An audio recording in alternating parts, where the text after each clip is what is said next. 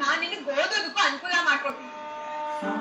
ಆದ್ರೆ ಪ್ರಾಮಿಸ್ ಮಾಡು, ನೀನ್ ನಿಯತ್ತ ಕೆಲ್ಸ ಮಾಡ್ಕೊಂಡು ಹೋಗ್ತೀನಿ ಅಂತ. ನಿನಗಿರೋದ್ ಎರಡ ಆಪ್ಷನ್. ಒಂದು ನಿಯತ್ತ ಕೆಲ್ಸ ಮಾಡೋದು, ಇಲ್ಲ ಜೀವನ್ ಪೂರ್ತಿ ಜೈಲಲ್ಲಿ ಇರೋದು.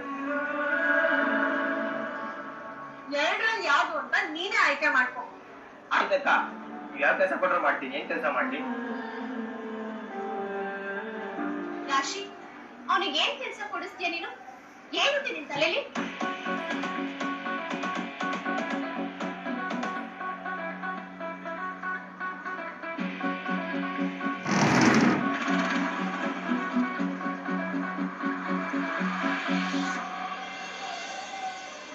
ಅತ್ತೆ, ನೀವಿಲ್ಲೇ ಇರಿ, ನಾನ್ ಮನೆ